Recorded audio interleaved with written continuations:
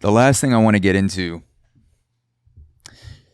is the Free Britney movement, the Free Britney Spears movement, and the shady world of guardianship, the shady world of conservatorship.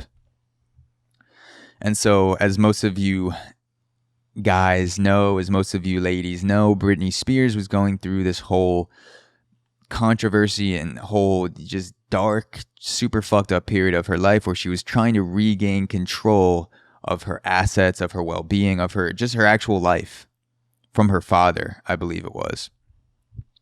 And in response to this, Buzzfeed wrote a fantastic article. It's a very dark article too, but it's very, a lot of people shit on Buzzfeed for not being journalism. I'd say, yeah, a lot of their shit still sucks, but this article in particular is a 29-minute read, and it's called Beyond Britney, Abuse, Exploitation, and Death Inside America's Guardianship Industry. And it goes into how this case with Britney Spears brought the shadiness of the guardianship industry into the spotlight. And it's a fascinating article. It gives an overview of all the pitfalls, the ways that people are taking advantage of.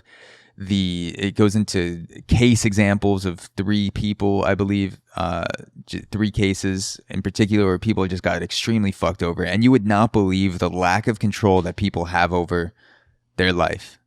It's absolutely crazy. It gave me, knowing what goes on in this industry and all the fucked up shit that happens, gave me a new respect for Britney Spears and all the shit that she went through. Because there's a lot of, I'll be the first one to say, when all this shit was going on and Britney Spears, people were talking about it and saying, oh, she can't get control of her accounts. I thought, this can't be serious. She's got millions of dollars. She's doing her own thing. What does her dad has some of her money and she's trying to get it back, or this is just a ploy for attention? This is a PR campaign of some kind. Britney's gonna date Pete Davidson next so she can blow up her next album, and this conservatorship is just a version of her trying to grab attention. But I have a new respect for all the shit that she went through, because it's fucked up. And again, the article, I'm going to read a couple of excerpts from it now so you can get an idea and comment on it. But the article is called Beyond Britney, Abuse, Exploitation, and Death Inside America's Guardianship Industry. And it's BuzzFeed. The article reads, all 3 nightmares share a common cause. These people had been placed under the care and control of legal guardians. America's guardianship system was designed as a last resort to be used only in the rare and drastic event that someone is totally incapacitated by mental or physical disability. In those cases, conscientious guardians can provide vital support, often in complex and distressing circumstances. But an investigation by BuzzFeed News has found that the system has grown into a vast, lucrative, and poorly regulated industry that has subsumed more than 1 million people, many of whom insist they are capable of making their own decisions, and place them at risk of abuse, theft, and even death. The hashtag Free Britney movement has drawn international attention to the case of Britney Spears, and wrongdoing by individual guardians has surfaced in the past, but our investigation reveals the systemic failings, behind these isolated stories. So they give an overview of all the fucked up shit that's going on. Like, people lose complete control of their lives. A lot of these people, they have some mental problems, some sort of mental disability, but they're capable of being autonomous. They're capable of being human beings and getting a job and living on their own or semi on their own. But the guardianship industry, it is exactly that. It is an industry. And there are men and women who they run these guardianship companies where they're in charge of hundreds of people's lives. I didn't believe this. Literally 200-300 people you can have. They start these firms, and then the guardianship gets passed to the company that's run by these people, and then you essentially are owned by this guardianship firm. Your financial decisions, whether you're allowed to see your parents, what you're allowed to buy for yourself on Amazon, the food you eat, your living quarters, all of this shit is controlled by people you get passed off to in the guardianship industry. And kind of like NFTs, like in any industry, you're going to have shitty fucking people and shitty fucking opportunities. And so let me read this is just a part of one of the cases in the article. Like I said, it was 29 minutes, an absolutely spectacularly dark read. This is part of the case of Carl DeBrody. This is just the intro. It goes on for a while, but this is just to give you guys a taste of what goes on. Carl DeBrody was a happy and high-spirited child. He had multiple developmental disabilities when he was first placed under the guardianship of Mary Martin, who said she raised him in a loving home with his own pet horse. That's pretty cool. But she didn't realize that she and her husband had to apply to be his guardians after he became an adult. She told BuzzFeed News. So it's not these people were his guardians. He became an adult. They didn't apply for guardianship, and so this kid Carl DeBrody is now in limbo. So DeBrody eventually came under the control of a public guardian named Karen D. Allen. In Missouri, elected public administrators handle the cases of incapacitated people without financial resources or anyone else to care for them. Allen has overseen hundreds of wards in Callaway County since 1997. This is Karen D. Allen. Karen D. Allen, as DeBrody's guardian, she was responsible for ensuring he received proper medical care and lived in a safe and comfortable setting. DeBrody was placed in a group home named Second Chance. This is where it gets fucked up. While DeBrody lived there, Martin reported seeing him covered in cuts and bruises. Martin is his previous guardian, Mary Martin. So Martin reported seeing DeBrody covered in cuts and bruises. After she reported the alleged injuries, she was banned from seeing DeBrody, according to her testimony in confidential court records obtained by Buzzfeed News. So this woman who was guardian over DeBrody, she wasn't aware of the regulations. She did not apply for guardianship of DeBrody as an adult. And so the state essentially just passed him on to this guardian, Karen D. Allen, who oversees hundreds of wards in Callaway County. So these wards are where people go.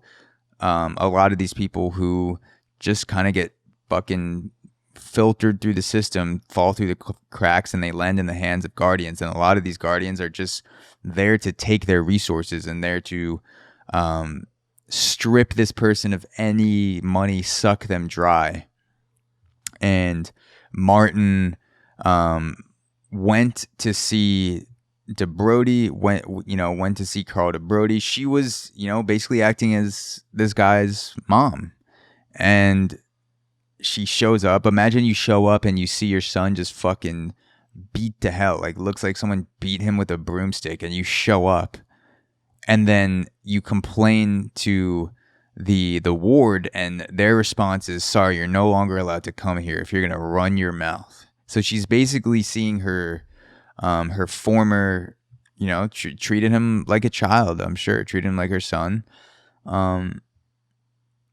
And now you're showing up to a place and watching him get mistreated, and not only emotionally, but physically. Martin applied to adopt him as an adult, but Allen filed an objection. A law professor named Mary Beck, who was appointed by the court to determine DeBrody's best interests in the adoption case, concluded that he wanted to live with Martin and her husband, who he knew as, quote, mom and, quote, dad. So they were his parents, essentially. Emotionally, they were DeBrody's parents. In the confidential report, she also noted that she saw a, quote, conflict of interest. Allen's longtime deputy had a second job working for Second Chance.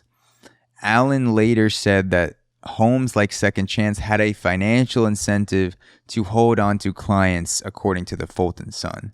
So Karen D. Allen, worked for Second Chance, the group home, and she's a ward. It sounds like she's the head of these.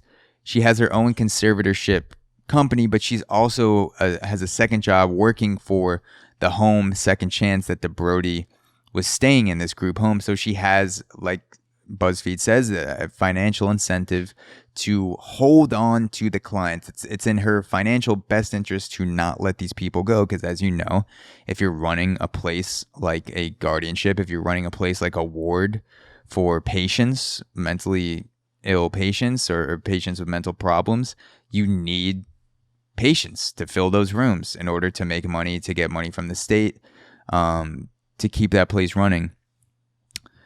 And it says that, or Allen later said that homes like Second Chance had a financial incentive to hold on to clients, according to the Fulton Sun. Quote, the amount of money paid almost creates a scenario that invites deception if you don't have good people in there. The judge ruled against the adoption, and the Martins said they never saw Brody again.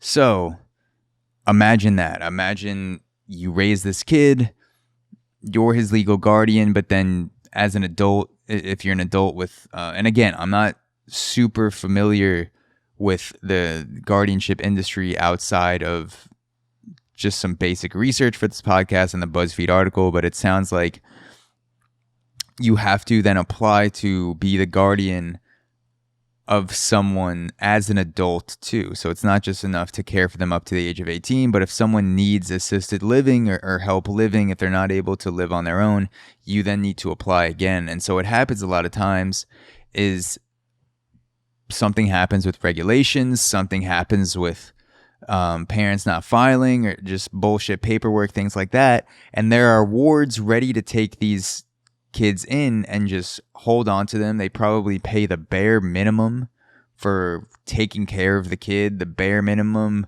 for room and board and food and all this shit.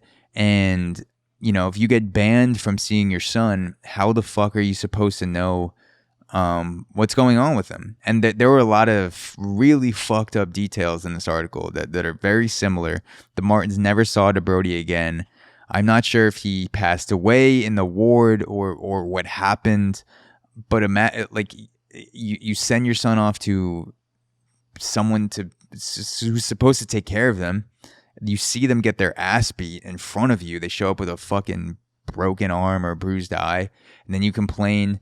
You get banned from seeing your son. You can't do anything about it because it's legal. As fucked up as it is, it's illegal for this place to ban you because they're technically his guardians now, so they can do whatever's in his best interest, or they believe to be in his best interest. And then you never fucking see that kid again. Your son. Never see him again. And there are, according to BuzzFeed, countless stories of this happening, and they picked out 3. And for a while, like I said, I didn't take the Britney Spears guardianship case seriously. And if Britney Spears is having trouble dealing with this shit, then anyone is having trouble dealing with this, because she made the money, she has the notoriety, she has the public platform. If she can't get out of this shit, then how the fuck is a 18-year-old kid who has nothing get out of this? And another thing that will happen is a lot of these people who end up getting taken advantage of in guardianships, they get some sort of payout. There's a lawsuit from, maybe this kid gets mishandled in the hospital, and that leads to a mental disability. There's some sort of mishandling with the birth, and the kid gets a $2 million payout. Now you have this mentally disabled 18-year-old who is about to slip into guardianship. The guardians pick him up. They know he's worth $2 million. He has it in his account.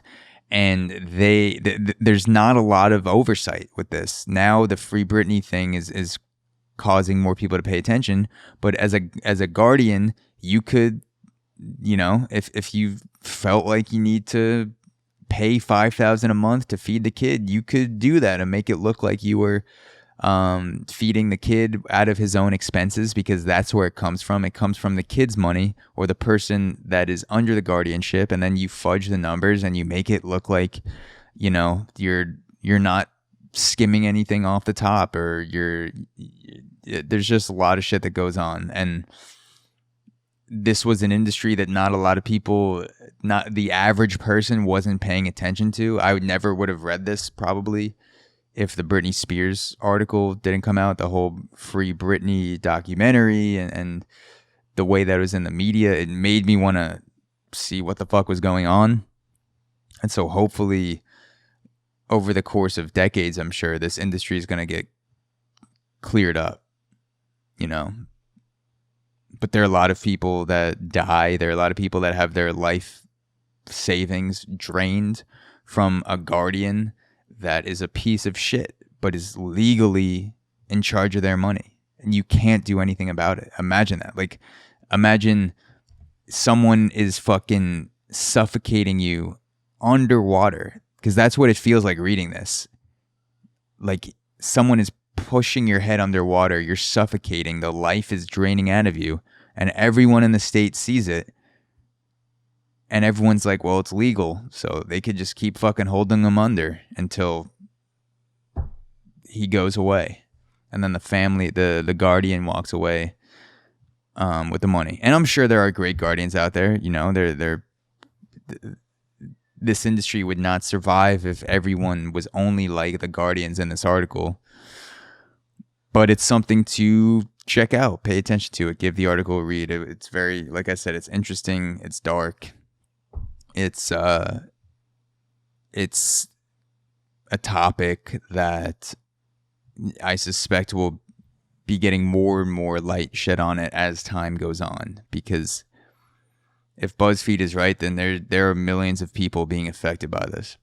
Hey guys, this is a quick reminder to check out Auxoro Premium, the best deal in premium podcasting. On Auxoro Premium, you gain access to bonus episodes, the unlicensed therapy series, the ability to submit topic suggestions for the podcast, exclusive Ask Me Anything episodes, and the entire premium catalog for only $5 per month. Go to auxoro.supercast.com, that's AUXORO.supercast.com, to join the premium gang today.